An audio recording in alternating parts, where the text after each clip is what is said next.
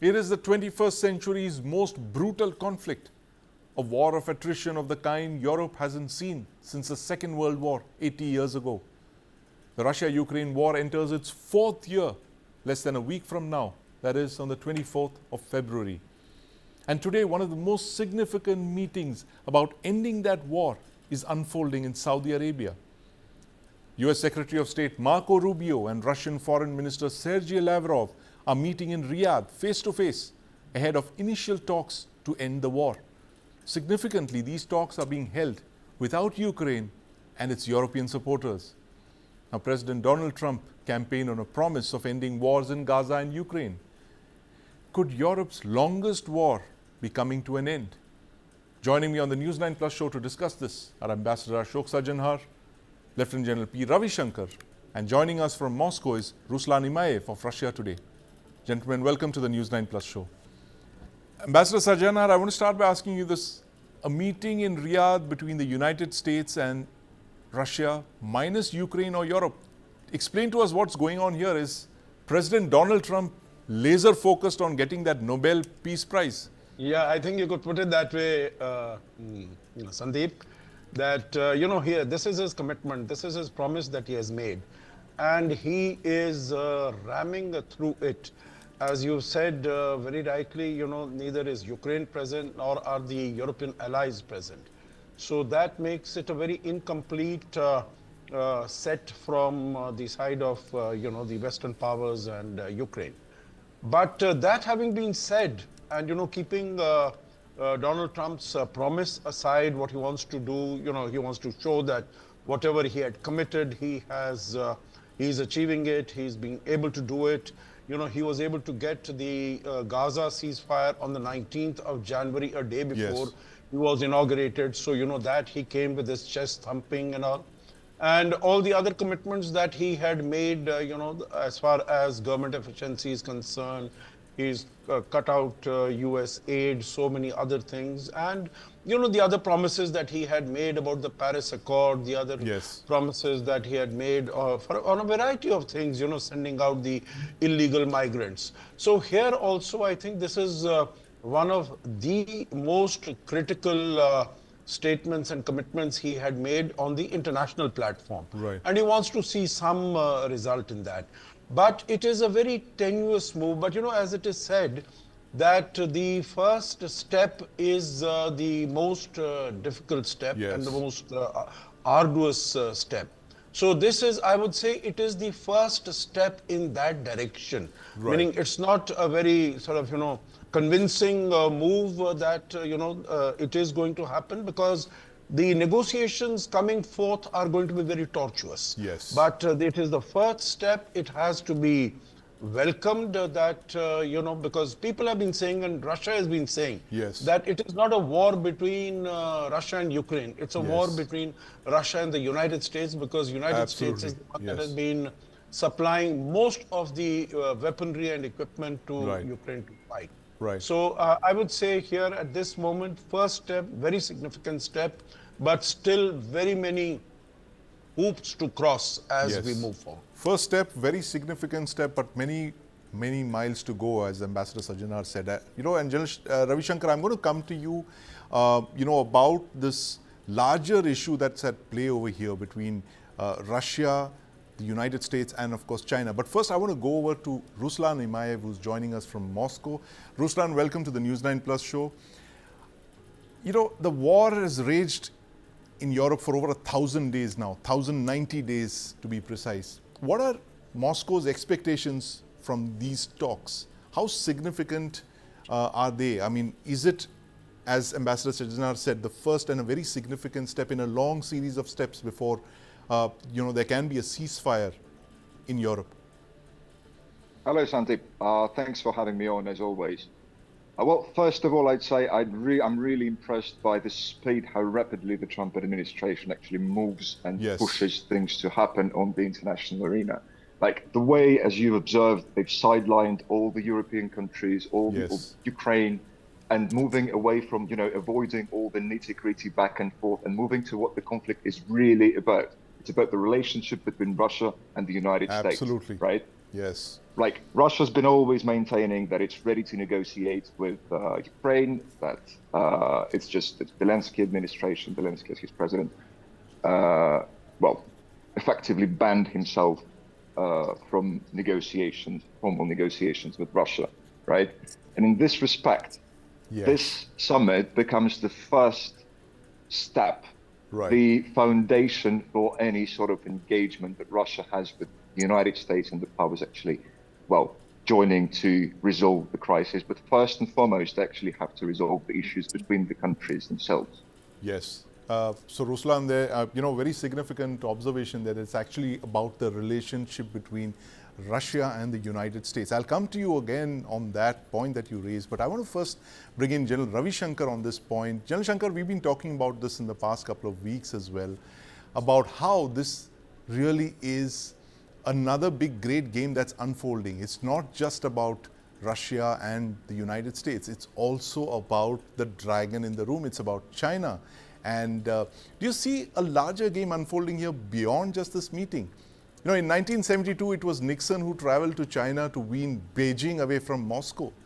Do you believe that in 2025, it is now Donald Trump who plans to get Moscow away from Beijing? Yeah, thanks a lot for calling me over on your show once again. I think you said it almost. I mean, everyone says Mr. Trump is transactional. But if you look at his actions, they're far from being transactional. And if you actually read the Chinese press and the Chinese media and their analysis, Yes. they feel a lot of these actions are directed at them. And the feeling you get from China and the Chinese media and analysts is that Mr. Trump, having finished, almost put the Gaza war to an end, or rather it will continue, it will simmer, it will not go to that level of violence anymore. Right.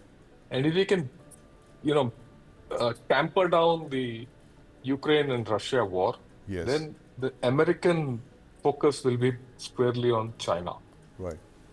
One. Number two, if some kind of a peace deal is, arrived at, and Russia, some sanctions are lifted, then the closeness between Russia and China will start, being affected. And one of the preconditions probably at the end of the day, which USA will put on Russia is that, how to break that. Right. So it is 72, flip Yes. to current day. And I see this fully on the cards. And, you have to also connect it to the fact that, look, Mr. Modi went and visited Mr. Trump. Yes. And a lot of talk about that, which probably didn't come out, was about the Indo-Pacific Yes. and, all that. So there is a push and a pull happening here. Right. There's a push and a pull happening here, General Ravi Shankar. But, Ambassador Sarjanar, as General Shankar mentioned, that Prime Minister Modi was in the White House just a few days ago. And, of course, this would have been one of the issues that were discussed, the war in Europe, and the fact that the war was also, basically, it had cast a shadow on India's relations with the Russian Federation as well. We were in a bit of a fix. We were forced to defend our strategic relationship with Russia very openly and very vociferously. Can we breathe easy now, the fact that peace talks have begun, at least the first tentative steps have begun? Do you see this as having an implication for India as well? The fact that if Russia is now back on the peace table, then our relationship is once again what it was pre-2022.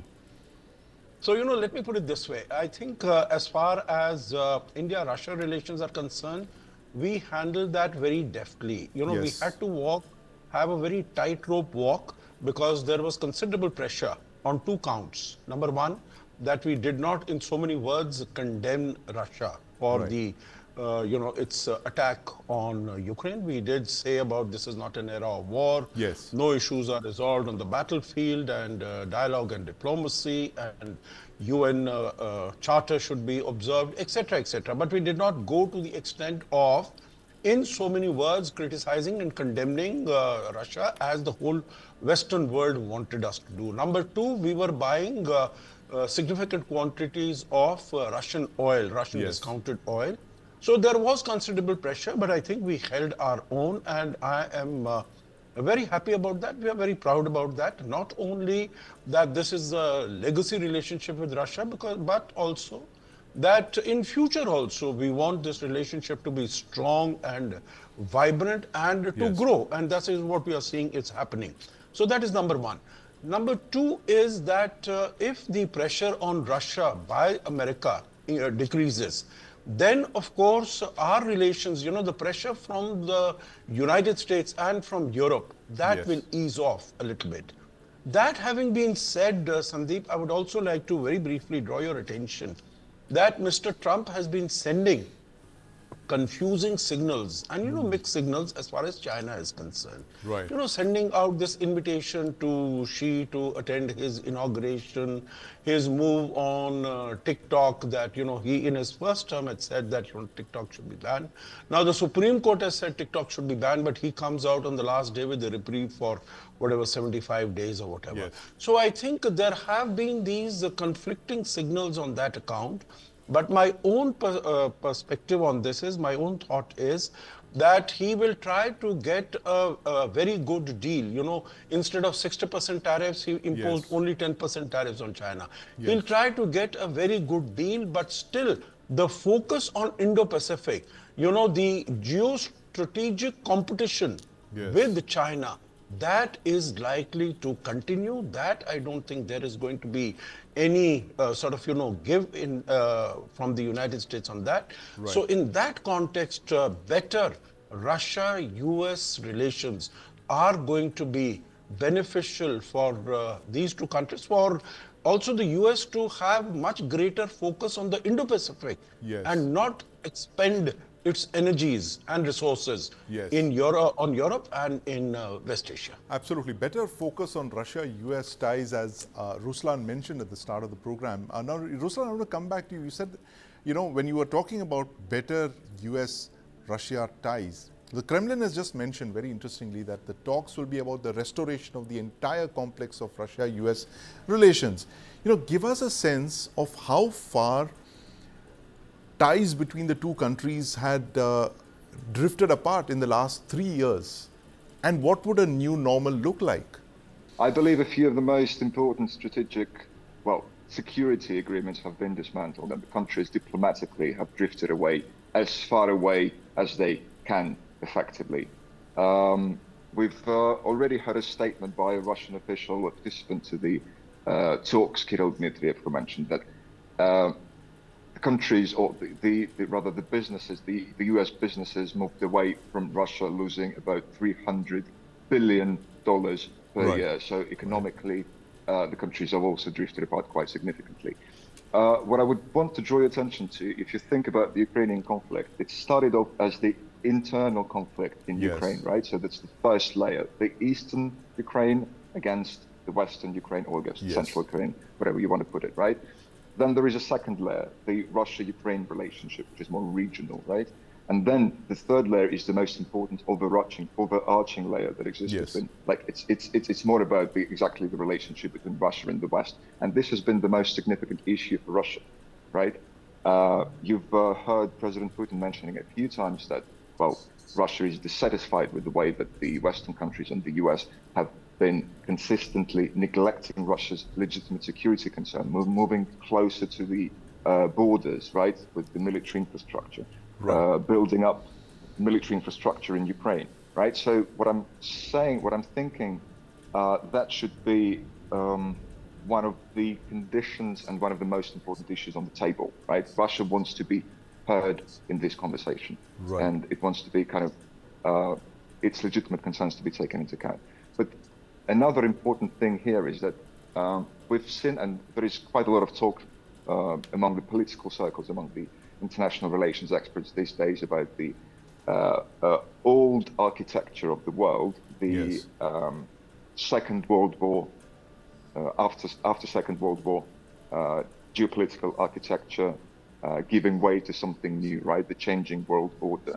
I believe this meeting and this process that we're observing starting today can be one of the kind of first steps, real steps, when it comes to kind of real diplomatic efforts that will bring this new international order into existence. Right, absolutely interesting thoughts there, Ruslan. And General Shankar, this changing world order is something that you've also mentioned in the past. I'm also going to ask Ambassador Sajjanhar about this. Under Trump, he says, I have no desire to be the global policeman and control the world. He's leaving countries to, their own fate. He's, in fact, said the same thing to Europe as well, Europe and to NATO.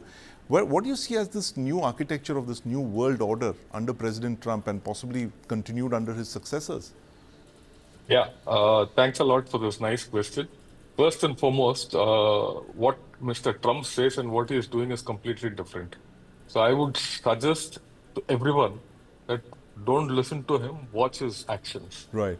His actions are not to let anyone lose. So far, he has tightened his grip around the Americas, North America and South America, very clearly. Right? Now, he's imposed himself in the Gaza deal. Right. He is now putting together something. So he's not letting anyone go. And he's also put Europe and Ukraine on the hook. Says, look, you will be part of the talk at the right time. Right. Once, that's on. He's made some overtures to China. But be that as it may, people in China feel, look, don't look at his words, look at his actions. Right. Okay, again, I get back to that, just look at what's happening in Taiwan. He's taken a few phrases out of that, Americans, their fact sheet. Right. On independence and things like that.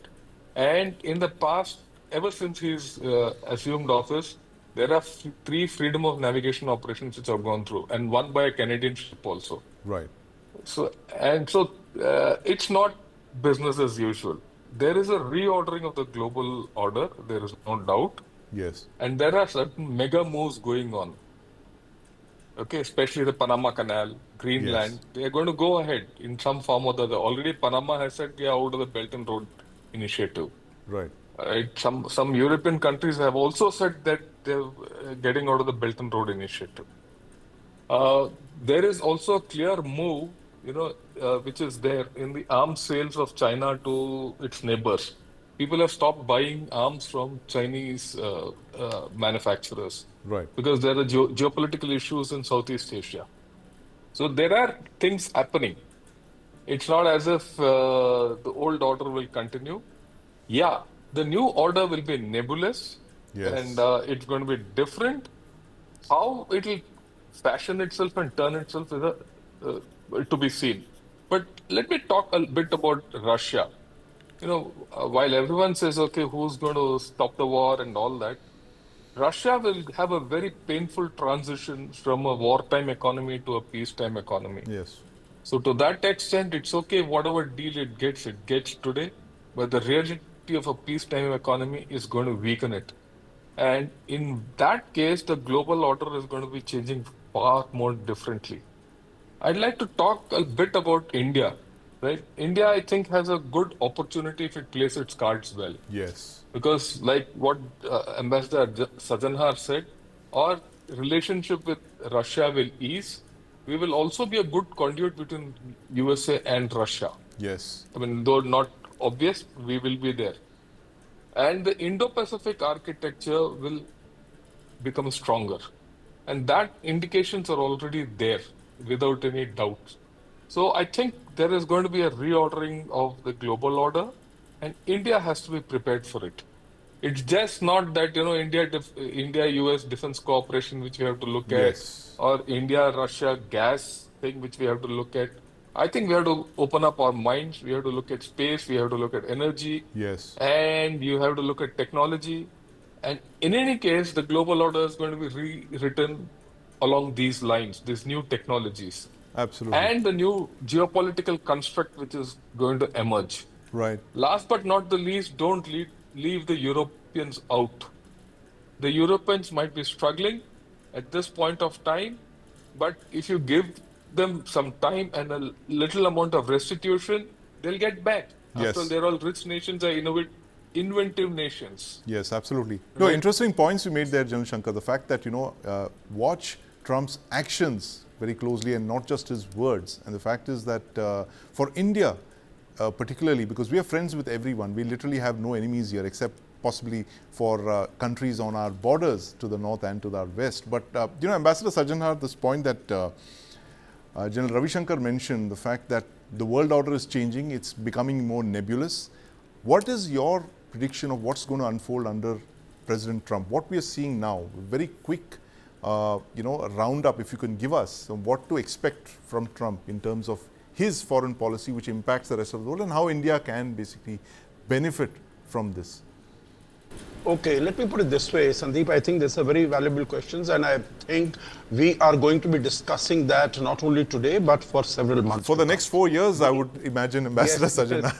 At least, if not more. The Yes. global order is in transition. Yes. And it is not only Mr. Trump who has started the transition. The transition had started much earlier. But, now it is taking certain definitive contours, but still not very clear. It's still hazy at the ends. All the pieces which formed the global order in the past, Yes. they are all up in the air. Right. How they are going to fall down and how they are going to settle, I think that is a debatable point, that is a Right. moot point. But certain directions are visible.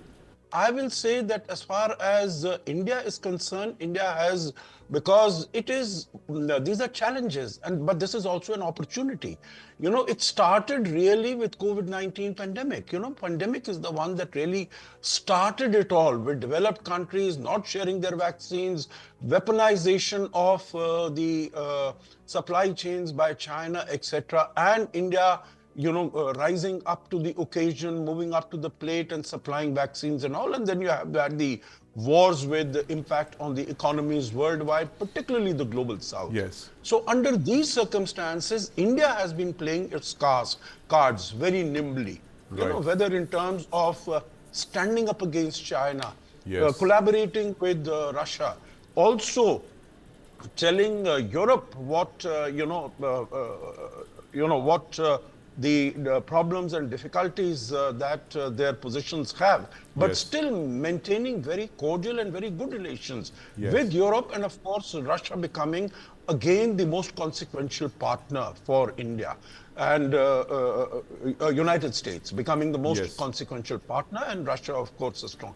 So I think under these circumstances, India's position is going to be quite, India is proving to be a bridge between East and West and North and South. And in that context, I think India has to use its positions very wisely, very prudently, very deftly. I think that is exactly what it is doing. Its meetings with Mr. Putin last year, meetings with Joe Biden earlier, and Donald Trump within 4 weeks of his taking over as the Yes. presidency, so that we can also feed in terms of our interests, not only in bilateral matters, but also on global issues. Yes, So I think it is going to be interesting times, but India is well placed to deal with all the cards that come our way. Interesting times indeed, Ambassador Sajjanhar. And when you said that, India is the bridge between East and West and North and South, I couldn't help but think of the IMEC corridor, which is East and West, and of course the North-South corridor that goes between India and Iran into the Russian Federation. That's two very important corridors that could, prospects could open up if there is peace. And of course, interestingly, these peace talks are being held in Saudi Arabia, which is a very key piece of that jigsaw puzzle, not just to the Middle East, but also to between India, Iran and the Russian Federation. But Ruslan, over to you now. The fact that we are talking about the peace process here that's unfolding in Riyadh as we speak. Now, Russia has captured vast areas of the Donbass and it controls Crimea. Is there any prospect of any of these territories being given up in exchange for, say, cast iron guarantees that Ukraine never joins NATO? Or is the fate of these territories absolutely non-negotiable as far as the Russian Federation is concerned? Well, Sandeep, it's a good question. The thing is, well, no one has a direct knowledge about how, and you can never predict even how the final sort of agreement will look like, right? But what I can tell you is that we've heard from Foreign Minister Lavrov the other day mentioning that no concessions, no territory exchanges whatsoever. These are off the table when it comes to Russia's position. Right. But we always know how things work during the negotiations. But I would draw your attention to something else. It's never been a thing for Russia the capturing territories in Ukraine. If you go back a few years ago and start kind of looking into the statements made by the Russian officials during the time, it's never been the thing, it's never been the goal for Russia to actually capture parts of Ukraine. The idea was exactly to ensure the security, the strategic security of Russian Federation in its own territory, right? Not to allow the further expansion of NATO and its military infrastructure and the build-up in Ukraine, and also securing the well-being of the population, the former parts of Ukraine, now the constitutional parts of Russia, the Russian-speaking, the population that Russia considers to be part of its own ethnic cultural group as well. So I wouldn't say that this has been the primarily goal or concern for Russia over the years. Isn't primarily the goal of the Russian Federation to capture territory? Interesting perspective there, Ruslan. General Ravi Shankar, closing comments from you. Do you see the Russia-Ukraine conflict becoming yet another frozen conflict, or do you see a resolute settlement coming out of this? Possibly that could be one of the biggest peace deals of the 21st century. I think this war will end. Will it end tomorrow? I don't think so. These are only the opening, gambits of this whole story. Everyone is just putting his initial cards. The fact is, the whole thing starts from the territory. Right. How much territory will Russia be able to give up? Because in any negotiation, the first thing will be territory. Yes. And the second thing is, of course, one must remember, whether we like it or not, there's still 200 square kilometers of Russia in the Kursk area, which Ukraine is holding on to. It's a bargain card. Make no mistake about it. And Russia will attempt to wipe out that, enclave before it comes down to anything. So this war is not going to end so easily. Right. Even yesterday, there was some drone attack on Kyiv and all that. Yes. This will continue. So that's the first stage. At some point of time, when certain amount of territorial, accommodation or is reached, right, we could see a ceasefire. Right. Now, who will implement that ceasefire? That means some kind of a peacekeeping force has to come in. Who will monitor that ceasefire? And already there is talk in Europe of some peacekeeping force coming in. Yes. Will it be a UN-monitored force or a EU-monitored force or a joint force? These are all to be, come out, because if it's a frozen conflict, and then it will go to some peace negotiation and all that. There's a long way to go. Right. But having said that, again, I will go back to what Mr. Trump is aiming at. He's already said, US has to be compensated by minerals and, all that, rare earths and all that. Where are those rare earths? Those rare earths and minerals are along the Donetsk, Luhansk area, along the line which Russia is holding today. Okay, if that part has, or some part of it has to go towards USA to recompensate it for its, investment, that means the security there. So what are the security guarantees of this whole story? Yes. That Russia will again not get in. Right. Okay. What about what is there for it in the Ukrainians? After all, you can't leave a country out and say you suffer the way you want. Yes. Then the next issue, which is, I think, the elephant in the room as it comes up, is reconstruction of Ukraine. Yes. Are you looking at a Marshall Plan in a different form? Yes. In this century? If that is so, what are the security implications of that Marshall Plan is a point which has to be... You can't just say, I'll freeze this conflict and I'll finish it off and hereafter Ukraine goes where it wants and all that. Then what about European security guarantees? What about energy? So I think the whole lot of things to be traversed. Today people are talking, how to just stop the fighting and how to end the war. But I think there is some time to go. There's some time to go indeed, General Shankar. I'm afraid we're completely out of time now. We will watch that story very closely. It's one of the biggest stories of possibly of our lifetimes in the 21st century, the end of one of the longest and the most brutal conflicts in Europe in the 21st century. But thank you very much for joining us with your thoughts, General Shankar, Ruslan, and of course, Ambassador Sajjanar.